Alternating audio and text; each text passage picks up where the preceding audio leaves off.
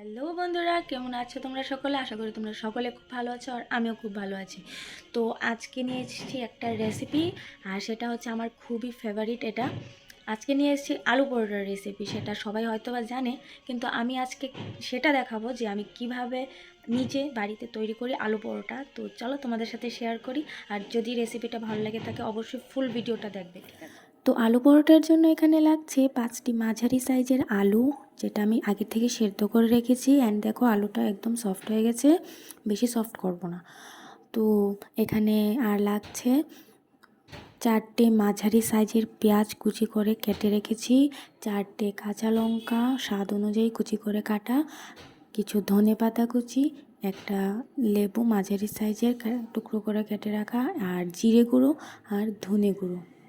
আর সাথে থাকছে 6টে শুকনো লঙ্কা, যেগুলোকে আমি ফ্রাই করে তারপর মশলার সাথে মাখিয়ে নেব। অনেকে কাঁচা পেঁয়াজই ব্যবহার করে, কিন্তু কাঁচা পেঁয়াজটা দিলে আমার মনে হয় কি টেস্টটা এরকম লাগে না। তার জন্য আমি পেঁয়াজটাকে ফ্রাই করে দিই, আর তাতে স্বাদটা অনেক গুণ বেড়ে যায়। তো এখানে প্রথমেই আমি নিয়ে নিয়েছি ময়দা। আমি ময়দাটাই প্রেফার করি, কিন্তু অনেকে আটা দিয়েও আলু পরোটা করে, কিন্তু আমার মনে হয় কি আটাটা দিলে পরোটা একদম হার্ড হয়ে যায়। তার জন্য আমি ময়দা নিয়েছি, তার সাথে 1 কাপ পরিমাণে আটাও নিয়েছি। আর এটার মধ্যে নুন অ্যান্ড তেল দিয়ে ভালো করে মেখে তারপর আমি গরম জলটা দিয়ে দিচ্ছি।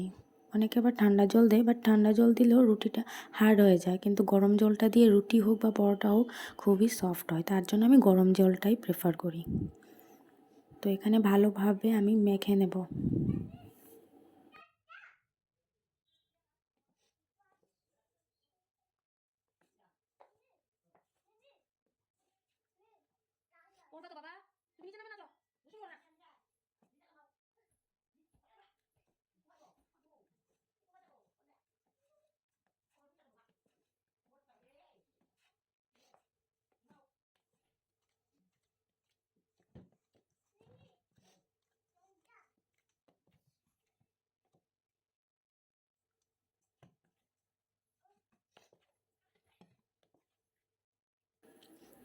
তো এখানে আটার ডোটাকে আমি ভালো করে মেখে মিনিট 10 জন্য আমি এটাকে ঢাকনা দিয়ে রেখে দেবো। আর এদিকে পেঁয়াজটা ফ্রাই করার জন্য আমি কড়াইতে তেল দিয়ে দিয়েছি, যার মধ্যে আমি প্রথমেই শুকনো লঙ্কাগুলো ফ্রাই করে নেব হালকা।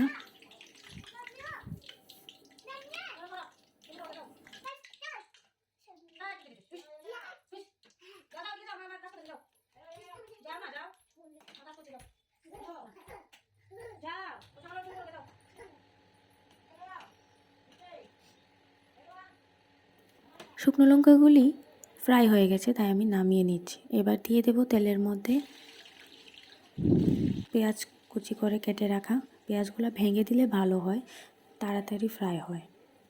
তো আমি আস্তে আস্তে পেঁয়াজগুলো দিয়ে দিচ্ছি। দিয়ে দেব এর মধ্যে কিছু পরিমাণ নুন,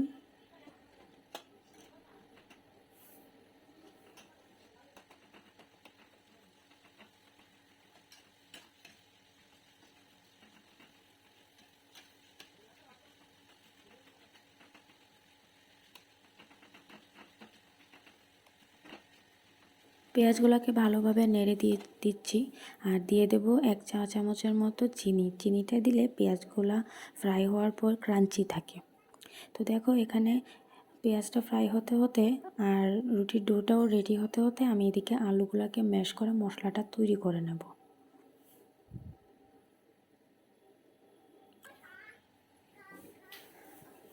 তো দেখো আলুগুলো প্রায় হয়ে গেছে। আরও কিছু আলু আমি রেখে দিয়েছি। প্রথমে দেখব যে সবগুলা আলু মানে না দিয়ে হাফ দিয়েছি, যদি বেশি হয়ে যায় মশলা, তার জন্য প্রথমে হাফ আলু নিয়ে এগুলাকে মশলা বানিয়ে নিই। তো এখানে শুকনো লঙ্কাগুলোর উপর আমি কিছুটা নুন ছিটিয়ে শুকনো লঙ্কাগুলোকে মেখে নিচ্ছি। তার সাথে আস্তে আস্তে করে একটা শুকনো লঙ্কা আমি রেখে দিলাম যদি ঝাল হয় তার জন্য। তো আস্তে আস্তে সব মশলাগুলো একে একে করে আমি আলুর সাথে মাখিয়ে নেব।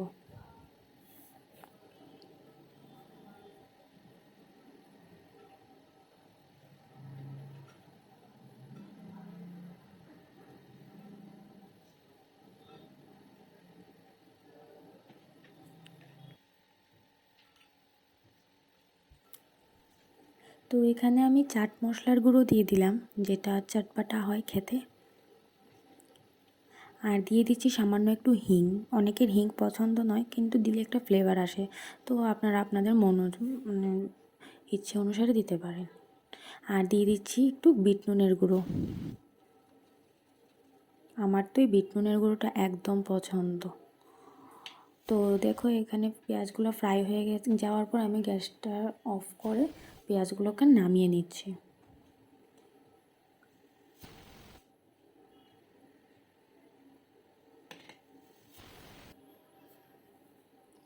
তো আলুগুলোকে মাখিয়ে নেওয়ার পর দেখলাম যে আলুগুলো মশলা একটু কম হবে, তাই আরেকটু নিয়ে নিয়েছি। আর এর সাথে পেঁয়াজের যে ফ্রাইটা আছে সেটাও আমি মেখে নিচ্ছি। এগুলা সবগুলো মেখে নেওয়ার পর আমি তার সাথে লেবুটাও অ্যাড করে দেব। আর লেবুটা দিলে মানে জাস্ট অসাম।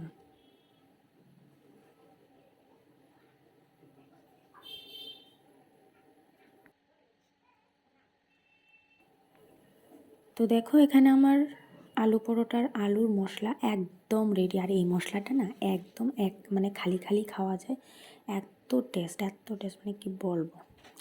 তো দেখো এখানে আমার আটার ডোটাও রেডি হয়ে গেছে। তো এটাকে ভালোভাবে নিয়ে আমি এবার দেখো একটা লেচি কেটে, একদম মিডিয়াম সাইজের একটা লেচি কাটতে হবে। আর যেভাবে আমরা পাটিসাপটা পিঠা পাটিসাপটা না, যেভাবে আমরা মোমোজ বানাই অথবা বলতে পারো পুলি পিঠে বানাই, সেরকমভাবে গোল করে তার মধ্যে দিয়ে দেব। হ্যাঁ, সেই মশলাটাকে দিয়ে তারপর মোমোজ যেভাবে বন্ধ করে, মোমোজের যে মুখটা বদ্ধ করে সেইভাবে সেটাকে বদ্ধ করে দিতে। পিঠে আর মোমোজের কম্বিনেশন হচ্ছে এই আলু পরোটা। আবার অনেকে আলু পরোটাটাকে মানে আলুর মশলাটাকে পরোটার সাথে মাখিয়ে নেয়, ওইভাবেও করা যায়, কিন্তু আমি এইভাবে করি, কারণ এইভাবে করলে অনেকটা টেস্ট লাগে। একদম হালকা হাতে এবার বেলে নিতে হবে, যাতে মশলাটা বেরিয়ে না যায়, একদম হালকা হাতে।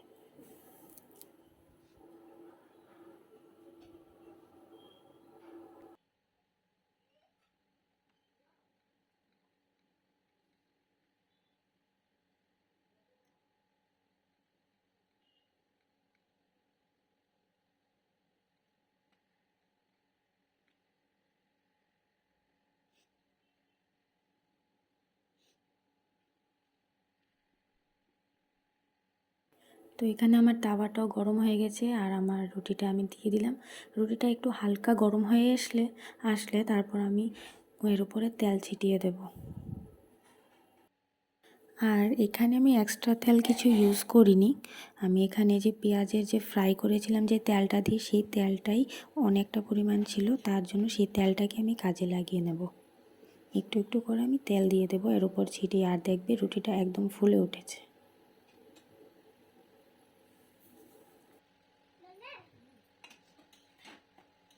আর আলু পরোটার মধ্যে একটু তেল না দিলে না একদম ভাল লাগে না, মানে একটু তেলে ফ্রাই করলে পরোটা খেতে একদম টেস্ট লাগে।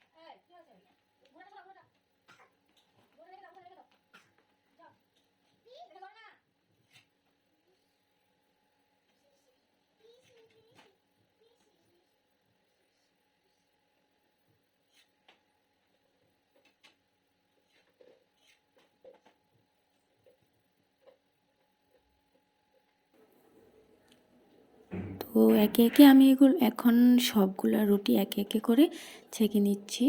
অ্যান্ড আমি টোটাল 10টা রুটি বানিয়েছিলাম। অ্যান্ড সবাই খেয়ে একদম তারিফ করছে যে কী বানিয়েছো, কীভাবে বানিয়েছো। তো মানে আমাদের তো মানে এটাই ভাল লাগে না, কাউকে যদি কিছু বানিয়ে খাওয়াতে পারি ঘরের মানুষকে, অ্যান্ড তাদের যদি পছন্দ হয়, এর থেকে বড় পাওনা আর কি বলো, তাই না? তো সবার কাছে খুবই ভালো লেগেছে। অ্যান্ড আমি আগে বানাতাম, কিন্তু এখন আর সময় পাই না বলে, এটা অনেকটা সময় নিয়ে করতে হয়, তো সময় পাই না বলে এতদিন করতে পারিনি। তো আবার আজকে এই জিনিসটা আবার করলাম। তো তোমাদেরও আশা করি ভালো লাগবে এই রেসিপিটা, তোমরাও ট্রাই করতে পারো ঘরে। অ্যান্ড হ্যাঁ, যদি আমার ভিডিওটা ভালো লেগে থাকে অবশ্যই লাইক, কমেন্ট, শেয়ার করে সাবস্ক্রাইব বাটনটা প্রেস করে দিও। অ্যান্ড পাশে থাকা বেল আইকনটাকেও ক্লিক করে দিও, যাতে করে আমার নতুন নতুন ভিডিওগুলো তোমরা সবার আগে পেয়ে যাও।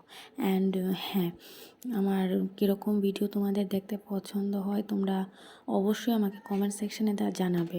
ভালো লাগলেও বলবে আর খারাপ লাগলেও বলবে, যদি না বলো আমরা তো বুঝতে পারবো না, তাই না? তার জন্য অবশ্যই কমেন্ট সেকশানে ভালো হোক খারাপ হোক আমাকে অবশ্যই কমেন্ট করে জানাবে যে আমার রেসিপিটা তোমাদের কেমন লেগেছে।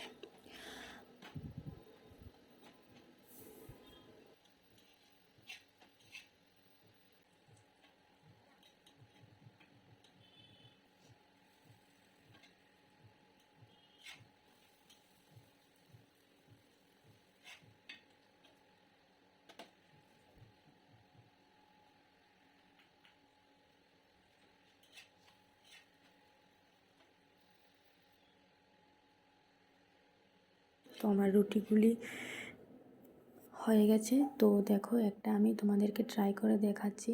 আর একটু মশলা বেঁচেছিল, মশলাটা বললাম না খালি খাওয়া যায়, তাই আমি খালি রুটির সাথে এটা আবার মেখে মানে লাগিয়ে খেতে ভালো লাগে আমার।